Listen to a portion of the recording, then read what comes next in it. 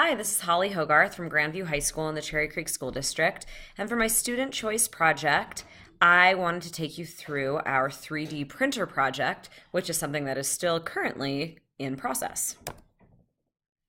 So we are vastly a new library staff at Grandview this year. We have two new teacher librarians, one being myself. We have one new clerk, and then we have one more clerk, and she has been there for a few years. So one of our primary goals in this new Grandview library is to provide support for content curriculum. At the start of the year, we communicated with all the different department coordinators and staffs, asking them what do they need? How can we in the library help support their classes, their content? A lot of teachers responded, but the technology and art teachers responded loudly. One thing they really said they wanted in the library were Macs. All of their classes use Macs for their designs, for their projects, and we didn't have any in the library. So all students at our school have at least one free period, and those free periods are 95 minutes every other day because we're on block. So if students need to work on a project for an art or tech class, they had nowhere to go to get onto a Mac to work on it because usually the tech and art classes are full. They can't just go in there and use a spare computer. So we procured 6 new Macs and they have been very helpful. The students have been using them. They've really appreciated having a place to go to work on it. They also suggested some drawing tablets. We ordered 2 of those. They're really fun for students to use. They're really easy to learn, so students who haven't learned it in a class can still pick it up. And then the other big suggestion from them was to get a 3D printer. We were really interested in this, but a little bit intimidated by the idea because none of us in the library had worked with one before. So the first thing we explored before diving in is, well, why a 3D printer? And by talking to these teachers, we found out that there are 2 classrooms at Grandview that have 3D printers. One's in visual arts and one's in technology. We learned students that are not enrolled in a class that directly uses a 3D printer often go to the teachers, Mr. Heckendorf in art and Mr. Combs in tech, to request to use them for their own projects or passions. They might say, hey, I designed this really cool figurine on a program and I really want to print it. Can I use your 3D printer? These teachers want to say yes, but they often have to turn them down because their own classes are full. 3D printing takes some time, so often there's a long queue of other students printing their designs. So they often just don't have the time or the means to accommodate all of these students who just want to print their stuff. So access to 3D printing in the library would benefit those students looking for opportunities to use this new and exciting technology, but they don't have access because they don't have one of these classes on their schedule. So once we were kind of convinced that this would be a good thing to get, the next question, of course, was how to pay. Once we really started rolling on this, I think it was like September 14th or 15th, and we remembered, hey, we got an email a while back from the PTCO saying that they were taking grant requests. We pulled it up and we found out, the deadline is in just a few days. It's coming up quickly, but maybe we should give it a try anyway.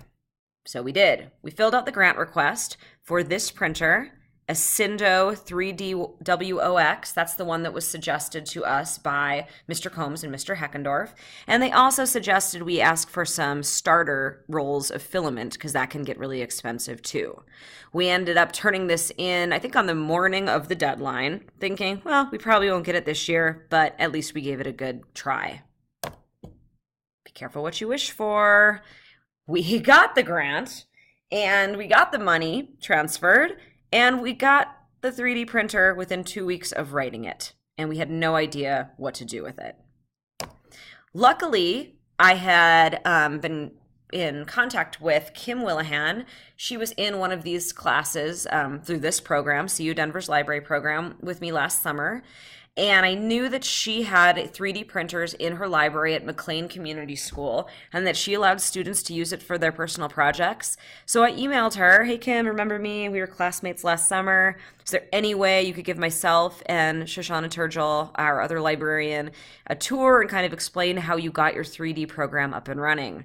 She kindly agreed and we went on a field trip to McLean. This is a picture of her 3D printer station. She actually has another 3D printer over here as well that's cut off.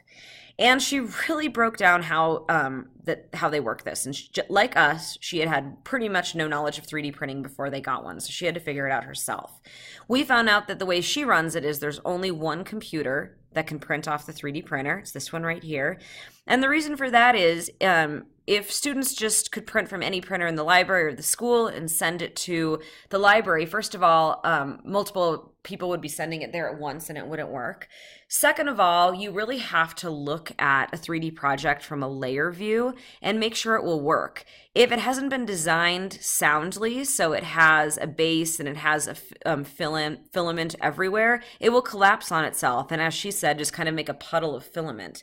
So this is an opportunity. The students, if they want to print something, they come to her. She opens up the project with them together right here. They look through it together, and if it's sound and if it will work, they print it.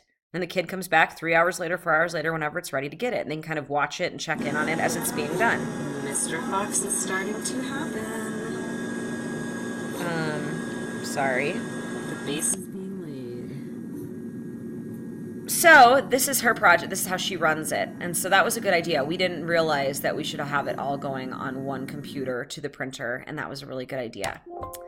The next problem was we didn't know how to create things to print. So she showed us this website, Thingiverse, and explained to us how that works. And basically, students can find projects that other people have created, look at them for their soundness, and print one that's already been created. That's kind of for beginners. I want this cool thing printed, but I don't want to do it myself.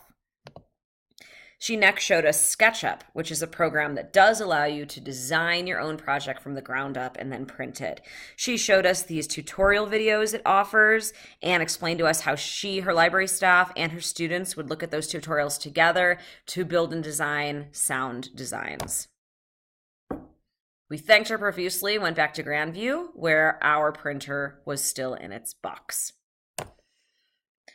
Motivated by talking to Kim and feeling a little bit more confident, we got it out of the box. We procured an older laptop from our tech department that wasn't being used. It's actually the principal's old laptop, and that could be the laptop that always talks to the printer. Figured out how to get this thing hooked up to the Ethernet and how to get these things to talk to each other. Got the software that this printer uses up on this laptop. We also figured out how to spool the filament into the back, so it was set up and ready to go in a back room, not ready for kids yet, but at least ready for us to start experimenting. This is Miss Turgill, the other librarian. This is me. So we started at Thingiverse because that is the easiest way to start, not designing your own, but using somebody else's design. And we found this cute little fox. We've looked at it for its soundness. It seemed like a really solid design that many people had used, and we decided we were going to design it. So this is what we selected, and this is... Mr. Fox is starting to happen. The base is being laid.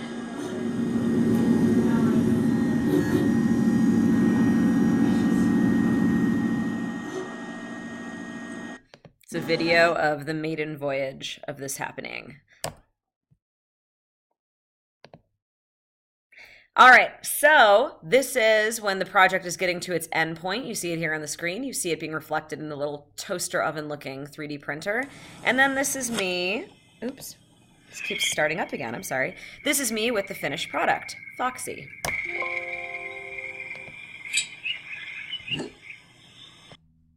So next week's plan is we're gonna learn how to use SketchUp. We've already watched one tutorial video. We're gonna watch all 4.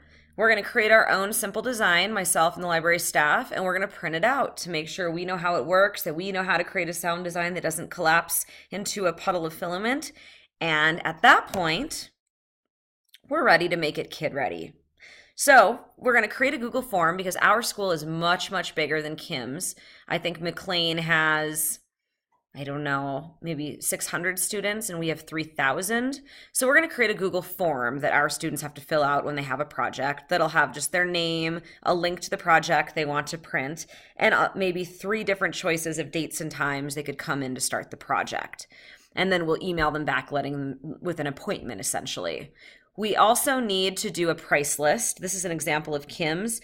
Because the filament's so expensive, we will have to charge students to use it. So if it's 2 hours or less, it'll be $2. 2 to 5 hours will cost $5, etc. So this is not to make a profit, it's just to keep up with the price of the filament. So we're going to try it just kind of copying Kim's way for the first year to see how it goes. Then we're going to get this thing out and on the library floor and open for customers. So we're really excited about this project, and hopefully it will go well. We're getting closer. Thank you.